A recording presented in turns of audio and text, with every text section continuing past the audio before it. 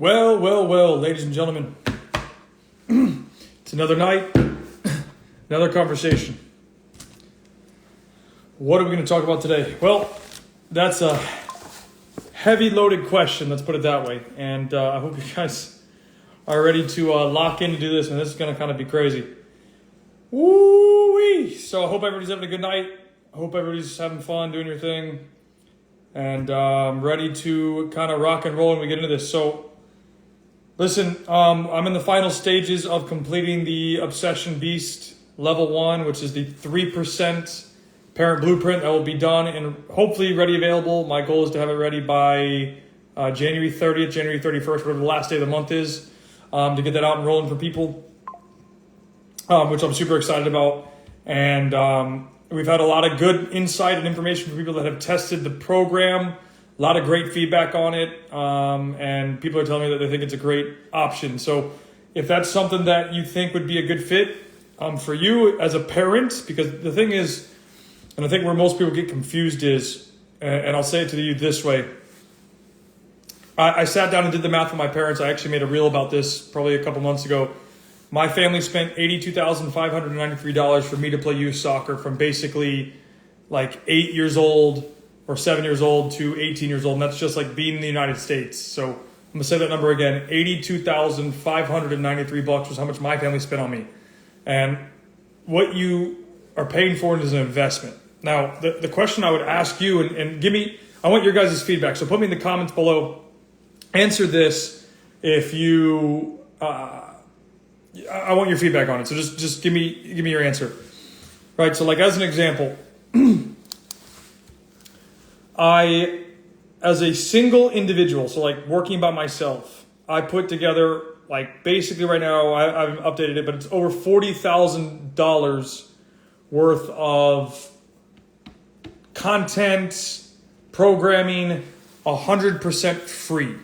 Right. So like, for example, I have a college recruiting masterclass that will walk you through freshman year to senior year and all the steps in between to be successful, to become a student athlete. I have 5 technical training programs on there that are available for free. I have the Youth Soccer Playbook Boys and Girls Edition, which is over 3 hours worth of content available for free.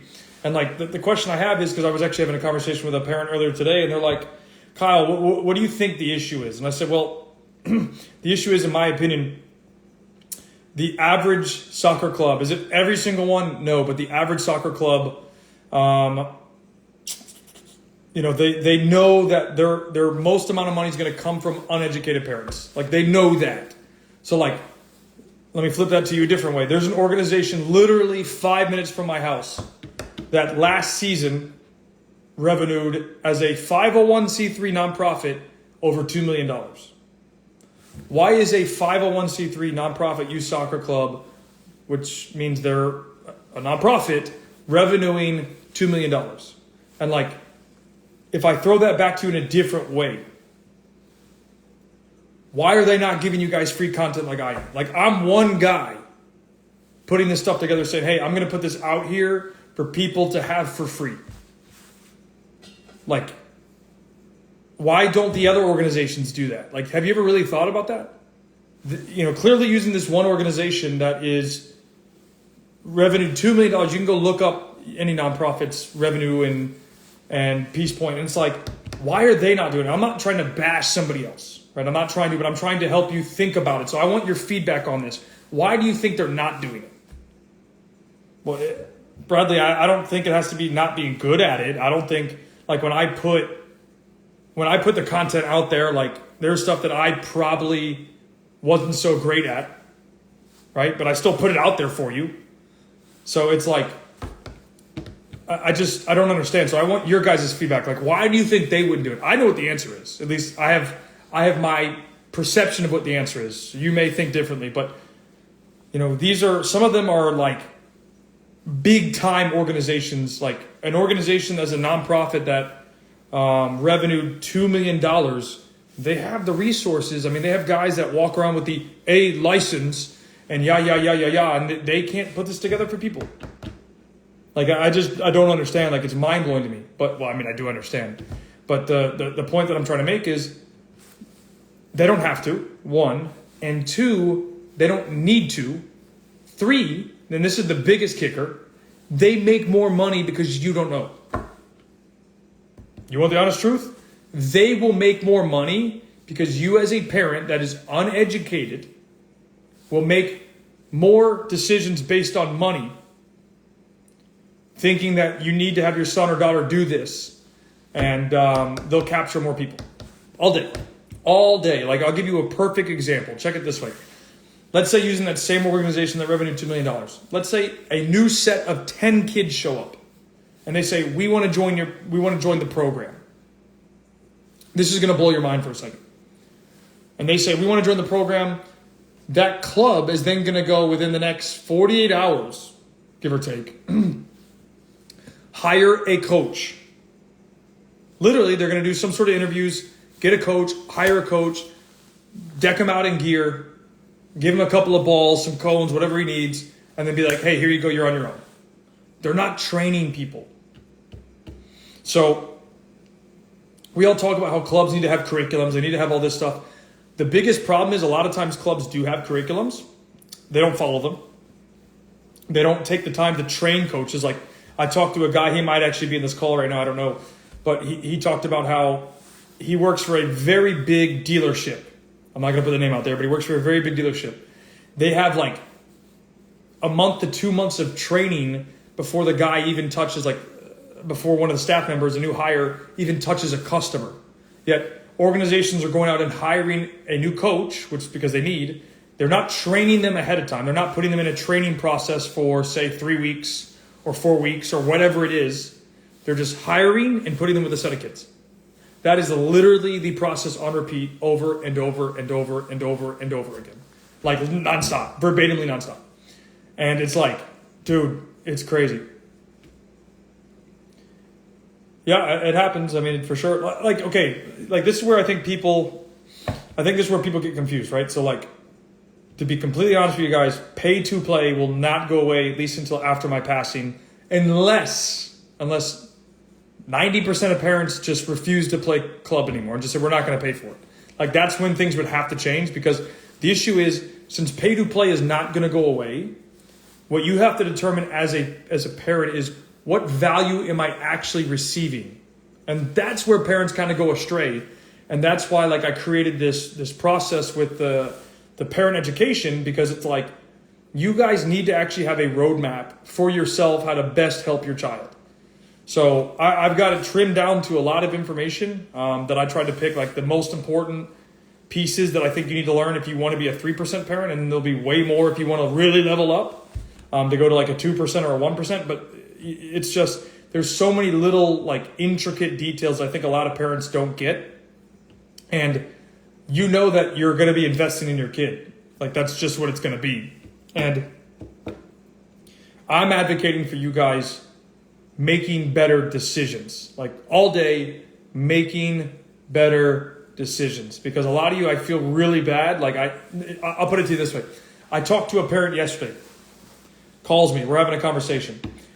Her child plays for this club that just revenued $2 million. Her child, who's a mom, has been at this club for 3 years. She joined my morning training program, and within 15 days, she's like, Kyle, the difference that she's had, like just from a skill standpoint, is incredible. Now, I'm not trying to say that like, hey, my training's this, and I think I do a good job training, but that's not even the point. What is the point, though, is this organization that has had this girl for 3 years, and it's like, what in the hell is going on? Like, she has no skill, no ability, has no control of the ball, can't dribble, can't pass, can't do this stuff. She hasn't been taught by this organization. They've just been taking money. And like, that's where, like, you know, people might say, well, your content doesn't fit everybody. Okay. In general sense, right? The content that I'm producing fits the general population. Is it everybody? No, I'm not trying to fit everybody, but I am trying to say this is impacting you more than you think. And in her case, she was like, man, I wish I met you, Kyle, 4 years ago to help my older son, who we spent roughly $3,000 a month for him to play soccer, and he had a dream to go to college and play Division I. The kid is at a Division I school, don't play. Nobody helped him. He didn't know how to do the recruiting process, none of that stuff. And I'm like, I got it all lined for free for you. you would have to pay somebody thousands of dollars typically for like the stuff that I'm giving you for free. And it's like, you have no excuses. This is like DIY, go do it yourself. So again, just to summarize that, pay to play is not going to go away. You need to determine value and figure out what is the best move for your kid. Like that is it at the end of the day. Like that's it. There's no ifs, ands, or buts. You need to make a decision. What is the best move for your child? And like, you're basically going to be paying for a college, like you're going to pay the equivalent of what a college education would cost for youth sports. And that it's only going to get worse, by the way, but you really got to be careful and think about like, where are you putting your child for this type of money? And I get it, bro. Like it's hard. Like now I'll give you the opposite side. This is where it gets, this is where it gets a little crazy, right? I don't know how many coaches are out there that truly want to do the right thing and actually help kids, like develop them, train them, progress them to the next level, and so on and so forth. But like, I have been going back and forth for the last, I don't know, 6 months. Like, I think, like, I keep going back and forth. Like, is this my last year coaching? Like, am I done after this? And it's like, because to be completely honest, I don't feel like I get the value I deserve from the parents that I work with because of pay to play. I can't control the entire environment. Like private training, I'm not even talking about private training. I'm talking about as a coach. And it's like, where I'm going with that is I feel like parents have been pushing me out. Like the love of coaching has gone away from me. Like I still love to be there and work with the kids and stuff, but like I don't have the same energy and drive anymore to want to go coach youth soccer. It's too, man, what word do I want to use? It's like, it's a shit show. That's probably the best word to describe it. Like just the overall theme. It's toxic. It's cancerous. And it's just like, I will always do what I believe is the right thing for the kids. And parents don't always seem to understand that. If that makes sense. So it's just like, as a coach, coaching a team, I've gone back and forth for the last 6 months. Like, am I out? Is this my last year coaching teams? What's my next move in terms of that regard? And it's just like, it's hard, bro. I got to say, and the reason why that I would consider stopping is because of that, parents. Now, I'll tell you this too. I think it's very interesting. My old coach who mentored me and like helped me understand like 90% of what I know now, he even quit coaching, like coaching teams. And he said to me, Kyle, he's like, man, I left because I didn't have rich orphans. And I was like, oh my God. I'm like, that's the key. You just need to have kids that are rich that can pay for it as a joke. But the point is, you need parents that will, and the point that he was really trying to make is parents need to buy into a coach. Is it going to be perfect? No, nobody's perfect. I'm not saying that I'm perfect. I'm not saying that Pep Guardiola is perfect. I'm not trying to compare myself to Pep. But it's just like, it's all a mess, bro, and it's not getting any better. But if you got questions, I'm going to try and get to them now. So if you can throw them in here, I'll try and get to your questions or thoughts that pop up real quick.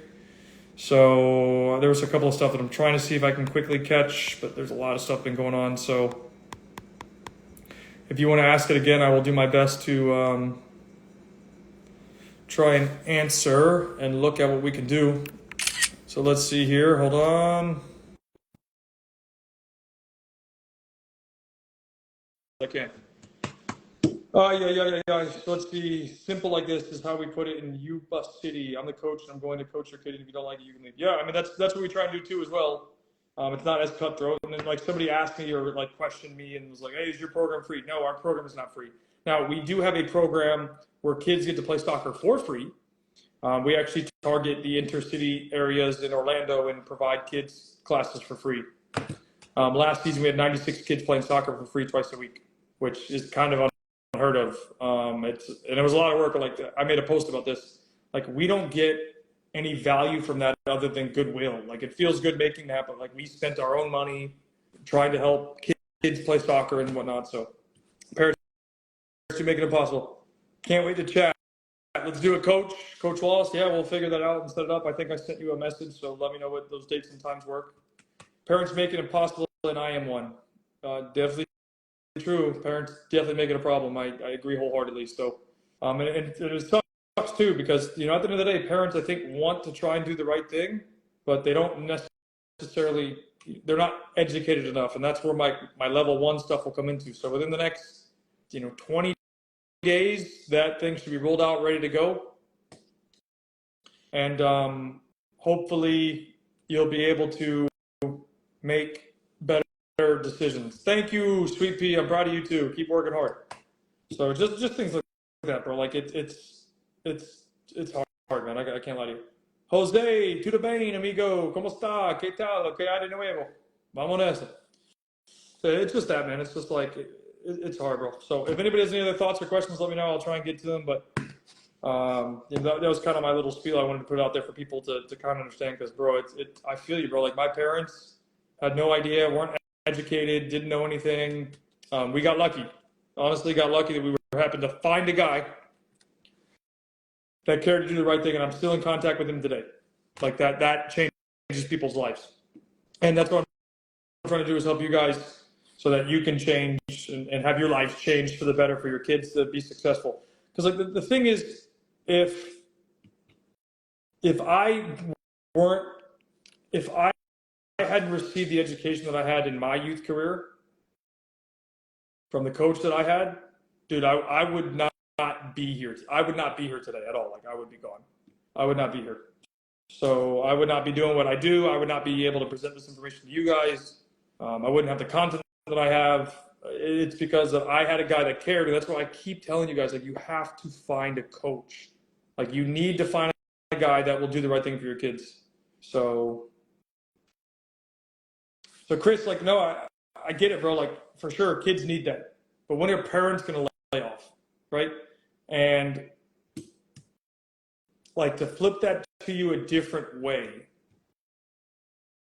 the biggest problem and the reason why things have gotten this bad is because of parents. Like, I don't want to just, and it's not just parents, but parents are the ones that have allowed it to expand to this level, if that makes sense. Because, like, think about it. When I was a kid, there was only 2 leagues. There was ODSL, NCSL, and Northern Virginia.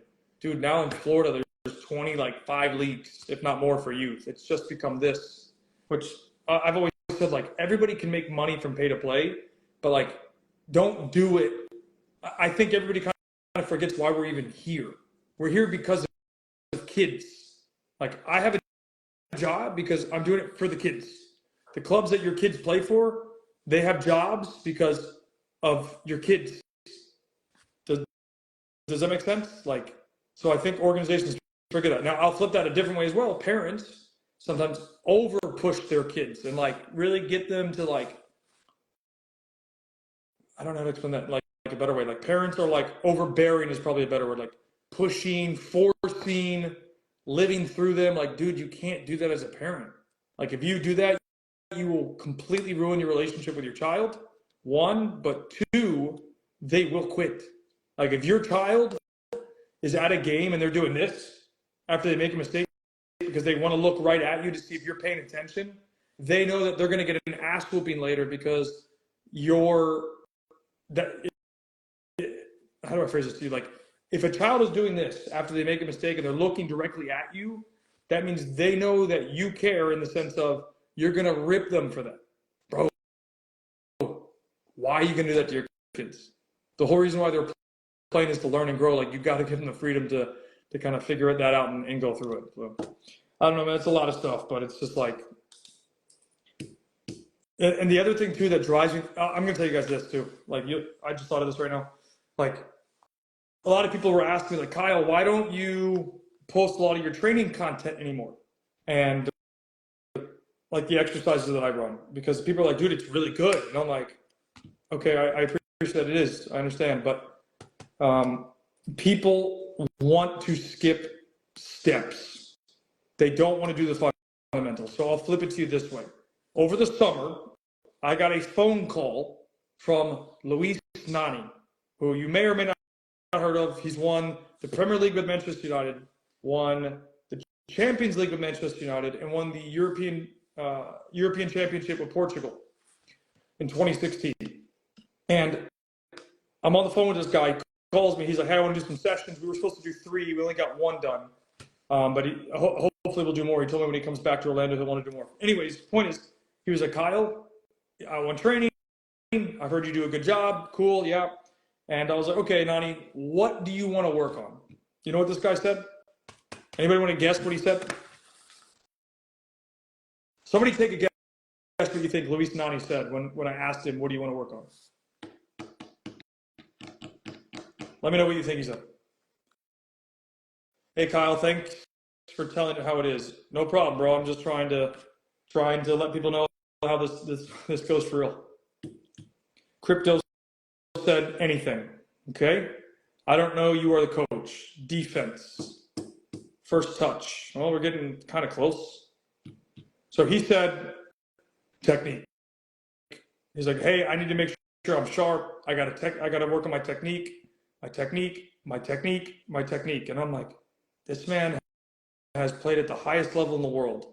Won probably every trophy there is but the World Cup, and he's telling me he wants to work on technique?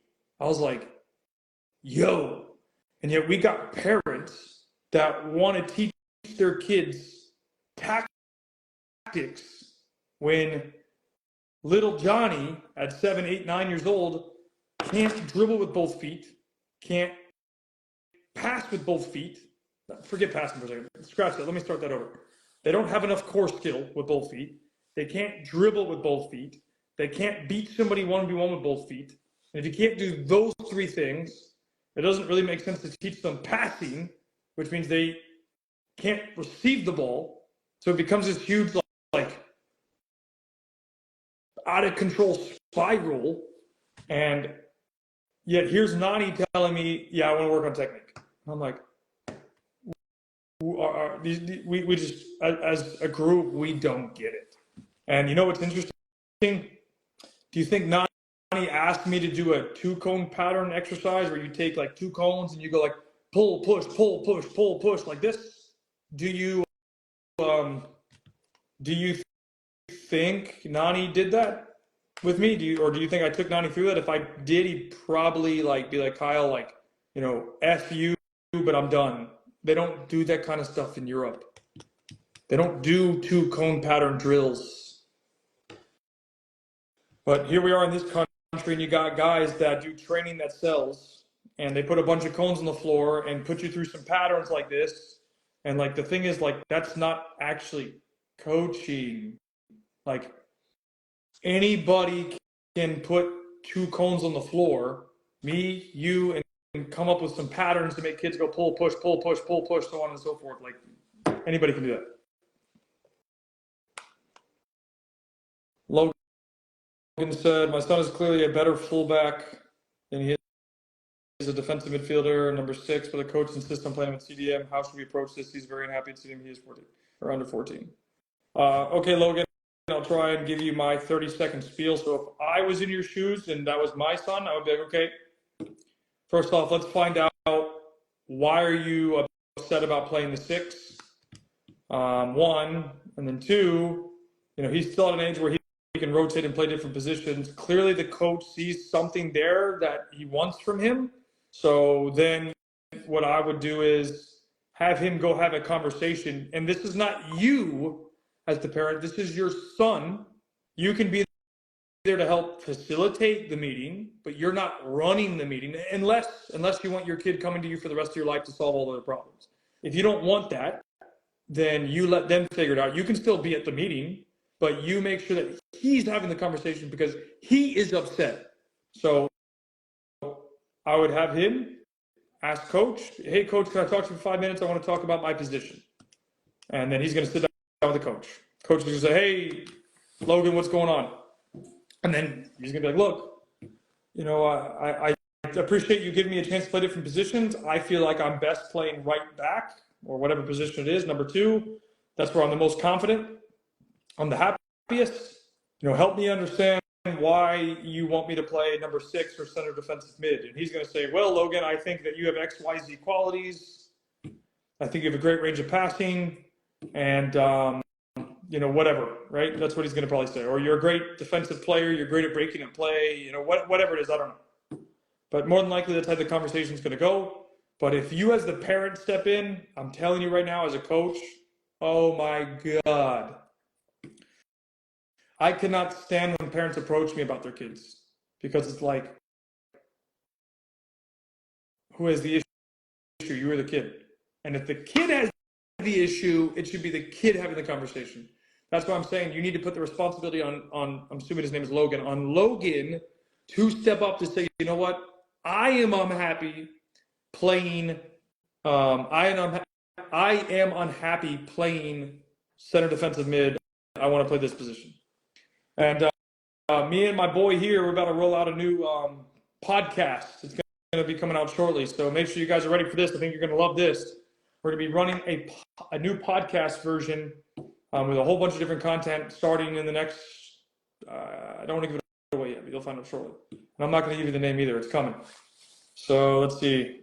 If you have a U9 child who is excelling on a very high level, what are your thoughts on limiting certain injury risking activities like trampoline, skating?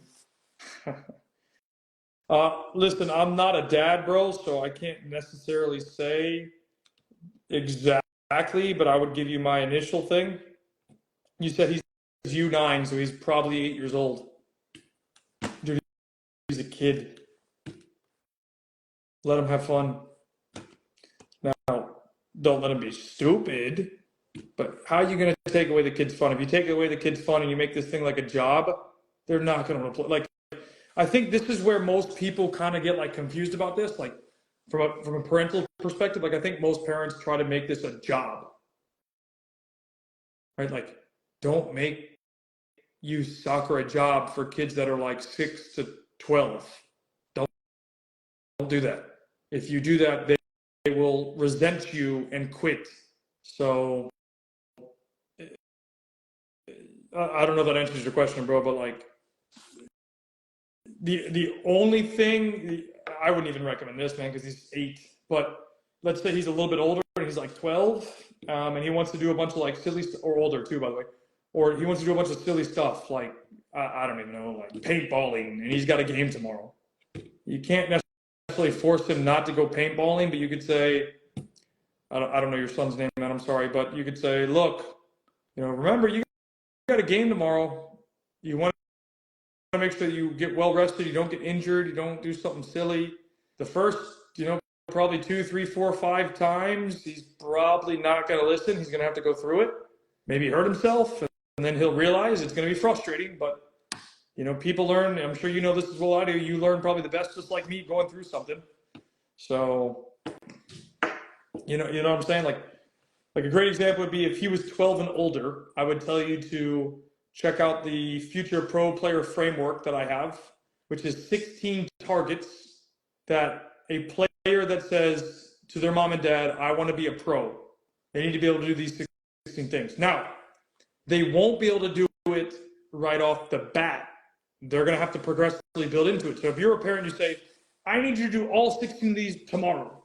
The average player, the average kid is not going to do that. It's going to take them 2, 3, 4 months to kind of get it together. But, you got to be patient. I mean, that's just unfortunately the name of the game. So just food for thought, really. Let's see, what else did I miss?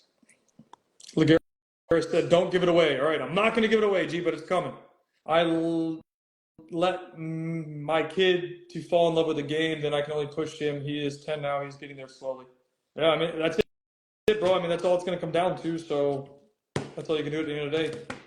Yeah, the thing is, as parents, man, you got to let your kid fall in love with the game. If you don't fall in love with a game, and it's really fall in love with the game and, by the way, fall in love with the ball. If they're not falling in love with the game and the ball, then that's, they'll quit. Like,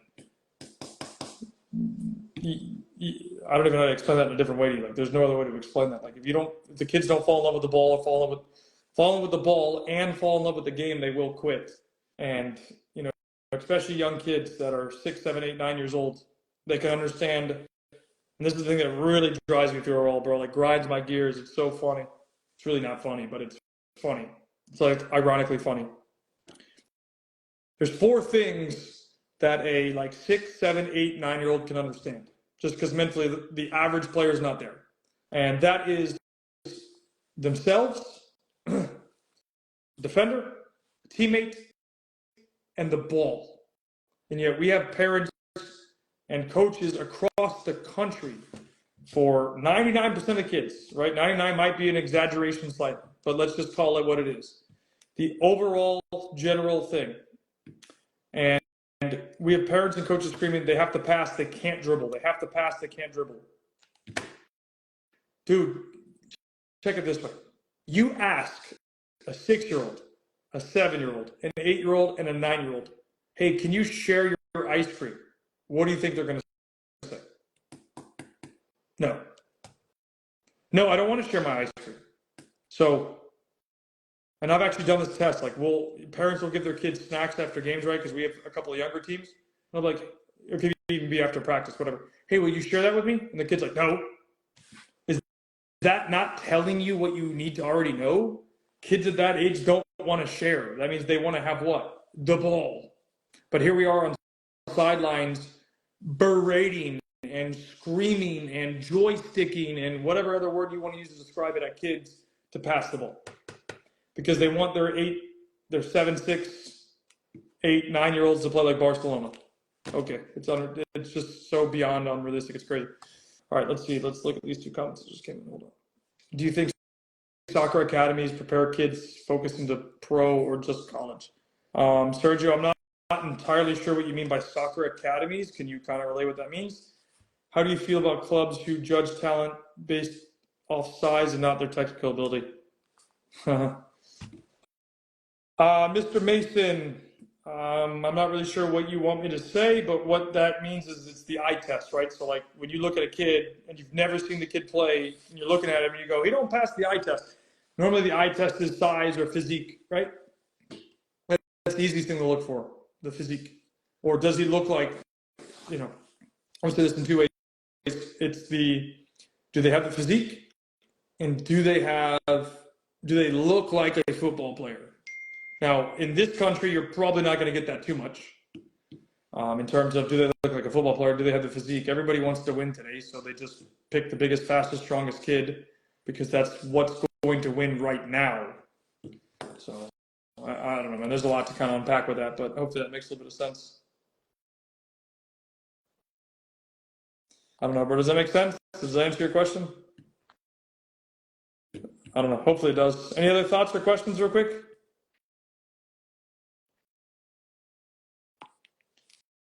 Just something to think about, right? Soccer clubs are capped in the U.S. When I compare EU soccer schools teaching versus U.S. soccer teach, is there? Well, yeah, I mean, there's going to be a huge difference, obviously, but like, I don't know again what you mean by EU soccer schools. Are you talking about an actual professional club, like for example, Olympique Lyonnais Academy, or are you talking about some sort of residency program that's in Europe? Like, I am personally not a big fan of residency programs. I would advise you, if you have the opportunity, move to Europe and then get your son or daughter to get into an academy and train. Like, that's, in my opinion, a much better bang for your buck than doing a residency program. Just, that's my personal opinion. You may not agree with that, and that's okay, but that's just my personal opinion. Like, residency programs, they're going to charge you a hefty fee. So that doesn't mean they don't have value. If you don't have a way to get to Europe, then it could work. But if you have the resources and the ability to go to Europe and live there, then you just got to open doors and you can get your kid to play somewhere. So I don't know if that answers your question, but if you're saying, do U.S. clubs compare to European clubs? No, U.S. clubs don't develop. Are you kidding? Like, this might be an exaggeration, right? But like, I posted a video the other day and I said 99% or 99.9% of clubs don't develop. Okay, that might be a slight exaggeration. I don't know what the exact number would be, but I would say that very close to 99% of clubs don't develop kids. Like, I'll give you another example. A very good friend of mine got a job at a organization in the Northeast of the United States as a coach and director, actually. They have 13,000 kids.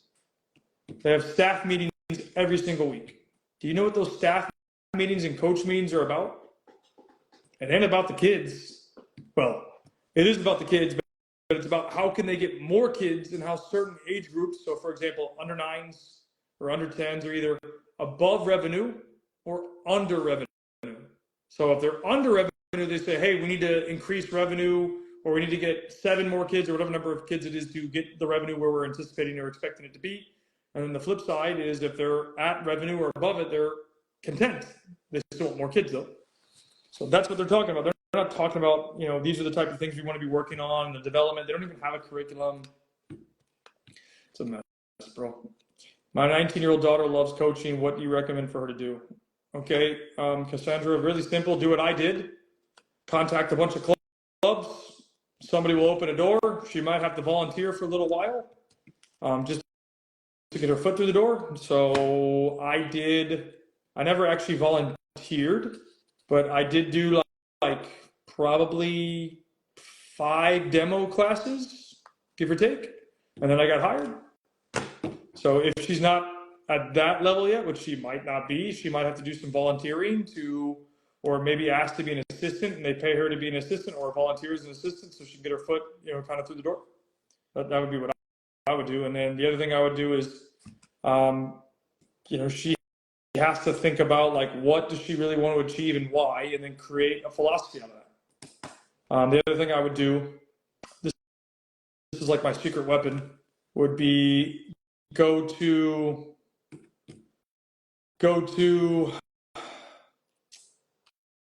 or I should say go find a book called the Croatian Football Federation Development Curriculum.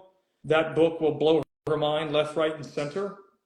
I feel like it's my brain on steroids. So that book is the best book I've ever read. And it is the best book I've ever read on youth development. And it's written by a guy that is one of the best, if not the best in the world for player development. And if you think about Ballon d'Or winners, they have produced a Ballon d'Or winner in Luka Modric. So, Cinco, do you have volunteers in your program? If so, how do you go about acquiring them? We don't, actually. I mean, we might have 1 or 2. Not a lot, but it's not many volunteers, man. I mean, to be honest with you, getting volunteers is not an easy thing to do because nobody wants to work for free, right? Like, this is the biggest problem. Like, people don't want to work, not problem, like everybody, like this is why I keep saying, like, everybody deserves to get paid. Like, I don't blame coaches for not wanting to work for free. Do you? Dude, they gotta, like, coaching is probably one of the worst jobs in the business, to be quite honest. The only reason why I do it is because I care about the kids. So I support your mission. You speak a lot of truth, my man. Thank you, Curtis. I appreciate it. Again, I am not perfect, bro. I'm going to just let everybody know that right now. I am not nowhere near perfect. I just try to do what I believe is the right thing for kids based on my experience and my knowledge. And I try to help you guys make better decisions as parents. So that's it. Cassandra, the title is called The Croatian Football Federation Development Curriculum. Cinco, I will say, though, I did work for an organization a couple of years ago that did have a lot of volunteers. The volunteers were basically high school students that needed like volunteer hours. So that might be something to look at. Anna, the book is The Croatian Football Federation Development Curriculum. That is the best book I've ever read. I'm actually reading it for a 4th time. It's that good about youth development. It will completely and utterly blow your mind out of the water. Like, literally, like if I could take my brain, pop it out of my head, put it on a table and inject it with steroids and then get it to produce the book, it would be that book. Like, there wouldn't be a lot that I would change. It'd be maybe a few other pieces that I would probably add and not change, but it's unbelievable the amount of information in that book. It's surreal. Like, and I'm telling you that as a guy that's read it 3 times, going on a 4th time. So it's crazy. Like, it will blow your mind. So like, I think the book is on Amazon for like $50. That book as a coach is worth $1 million. Not even even as a parent. If you're a parent, you want to read it, go read it. You should. It will blow your mind. You will be like, what in the fudge have I been doing for the last 5 years or 3 years or 2 years? It'll blow your mind completely, like verbatimly out of the water. Hey, Kyle, do you do pro open tryouts work for a 21-year-old, or what's the best pathway to find a pro team for a 21? Okay. Sophia, and I think I said your name correctly. I'm sorry if I did not. I mean, open tryouts, you're not really going to get a lot out of it. My advice would be play on a team and go kill it. I mean, there's really not much else you can do. I mean, could you go to open tryouts? Yeah. Don't expect a lot out of it, but you could. They might pick one person up, maybe. But don't go out there expecting a lot out of it. Like it won't happen that way. It's just not how this works. Usually open tryouts, or you pay $50 or $100 or whatever to get the tryout. Sometimes they're free, but they're usually just ways to get, either emails or phone numbers or a combination of both, or payments. So my recommendation is to get on a team, kill it, and you can get out. I mean, that's basically the best way to do it, my opinion. Any other final thoughts or questions, guys? This went on a lot longer than I expected, but that's good because it's been a good conversation. And it's just trying to help you guys make better decisions, man. Hey. What does your research experience say is the ideal number of games in a year for a U11 player? Kids that are playing 2 to 3 games in a weekend after training 4 times a week. Okay. That's a good question, Jimmy.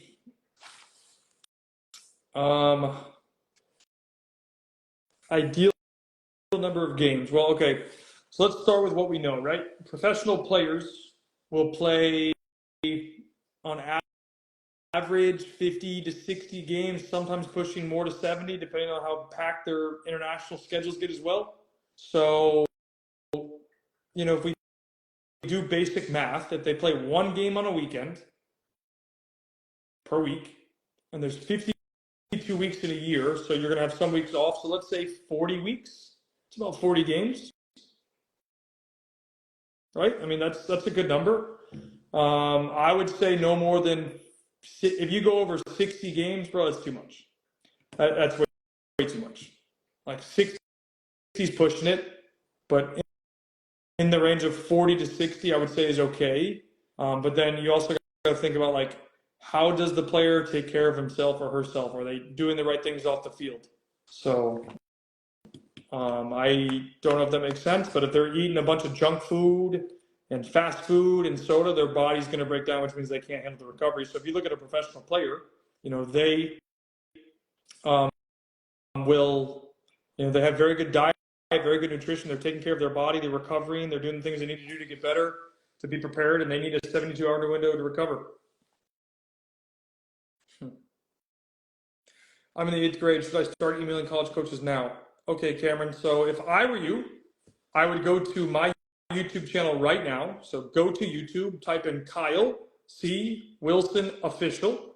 Go to a playlist, or go to my playlist, and look for one that is called the College Recruiting Masterclass.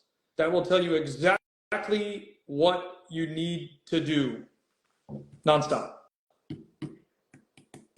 Okay? So what you need to do nonstop. Like top to bottom, what you need to do from your freshman year to your senior year. So I don't know if I gave you all the information or not. I hope that helps. So just keep that in reference, okay? YPT says 40 to 60 is too many for U11. I would normally agree with you, but we live in a country where kids are playing, unfortunately, 2 games on a weekend, or not on a weekend, on a Saturday and then a Sunday. So it's 4 games on a weekend, and parents will do that over and over and over again. But if they're playing 1 game a week and there's 52 weeks in a year and they're playing, let's say, 40 weeks, that's not too bad. So is it a little high? Probably, but they can get away with it in terms of, that's just unfortunately how the model works. I don't know if you live in this area in terms of being in the United States, but you got parents having their kids play 80 to 100 games a year. It's actually kind of crazy. Like, we even gave our teams 2 weeks off, and parents were complaining, saying, I can't believe you gave a 2-week break. And we're like, dude, your kids need to actually have rest. Like, your kids need to have downtime. Like, they need to not just train and play. Like, they need to have time to let their bodies just decompress. So it's almost a nonstop process, man. Proricon, I've seen coaches scream and correct players' mistakes during a game for U10. I'm going to leave that question to you, Vic Proricon. What do you think it is? I mean, it's a beyond obvious answer, but you might think otherwise. And if you do, that is okay. So it just depends on what you think. I mean, I got my opinion. You might have yours. If you're asking the question, that means you might be on the fence, but I think deep down you know what the answer is. And if you need help explaining as to why that would be the case, I can certainly explain it to you. So let me know if you need that explanation or you think you understand it. But yeah, ladies and gentlemen, I mean, that's the main idea behind it. Any other thoughts, questions, ideas, life lessons?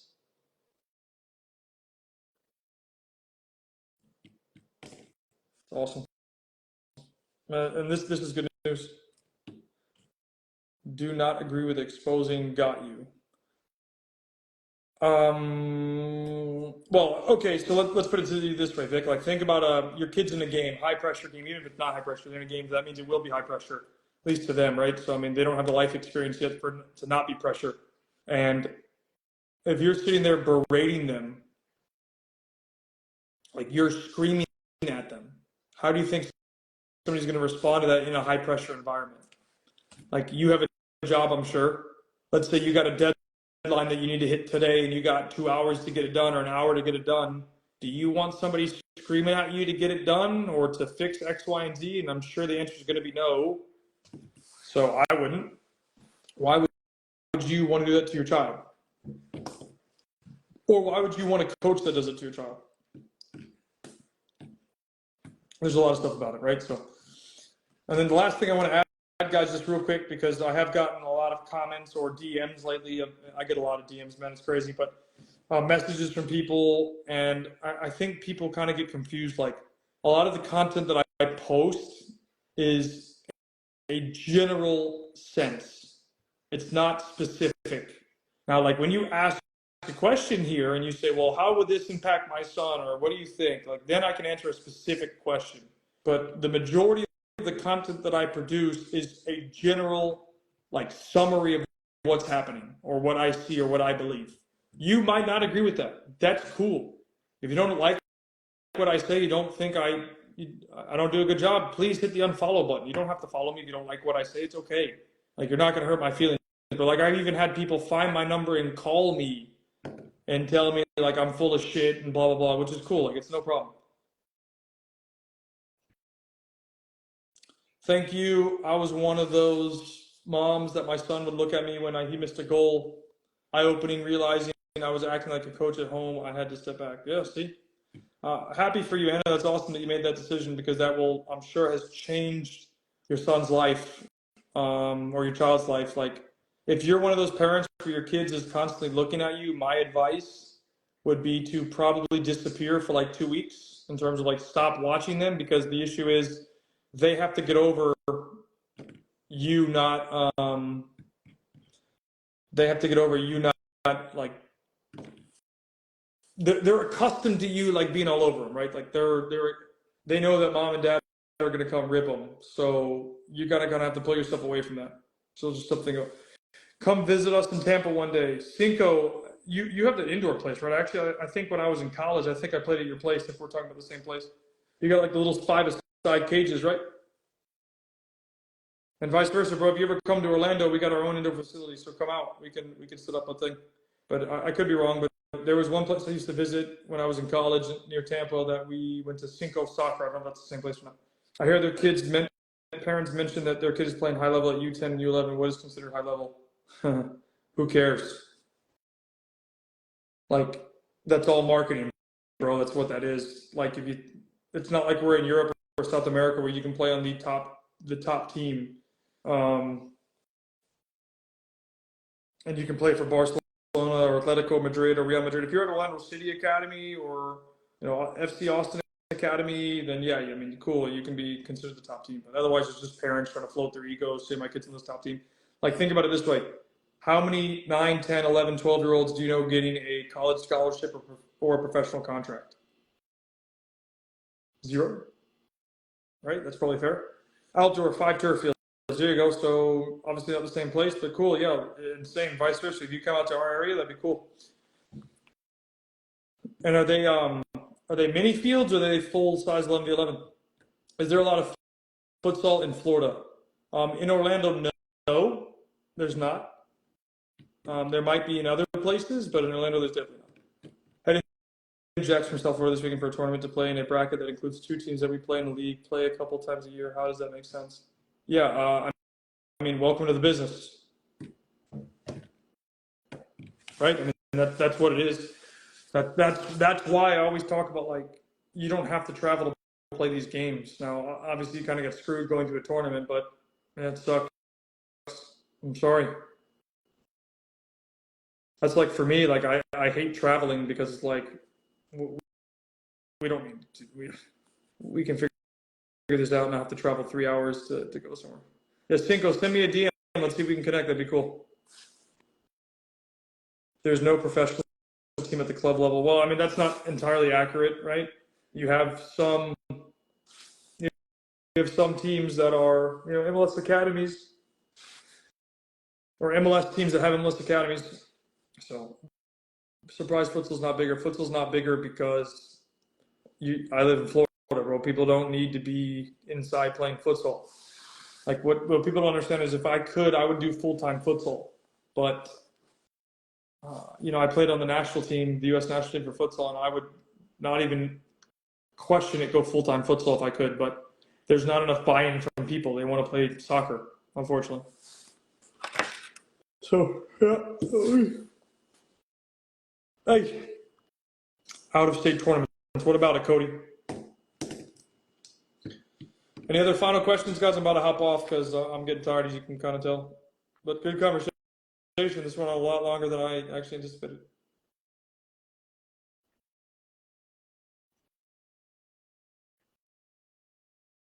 Any other thoughts, ladies and gentlemen? Questions that I can quickly answer regarding to your kid? Isn't futsal better for youth players, and why not play outdoor futsal and basketball courts? It's kind of hard to play futsal and basketball courts because a lot of times in Orlando, basketball courts are full with kids playing, or people playing, I should say. Not even kids, it could be adults. And again, like, people don't want to play futsal here. There's just not a lot of it.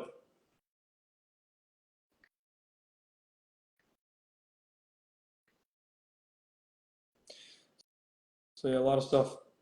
But yeah, I'm super excited for the parent education course that's coming out very soon. I think that'll be game changing for a lot of parents. Super excited to see how that kind of helps you guys make better decisions and helps educate you in the entire process and help you navigate this damn system. So when it's going to be, I'm thrilled, bro. Like, and the cool thing is if you pass, you get a diploma. So you're going to get the Obsession Beast level 1 diploma, which is great. Like, I'm super excited about it. Like, I think that's super, like, just a cool idea for people. But all right, guys, I don't think there's much else coming in, so I hope you guys have a good night. I'm going to get off and get back to the grind, got to keep working. So I'll see you guys later, man. I appreciate you. Have a good night and speak soon.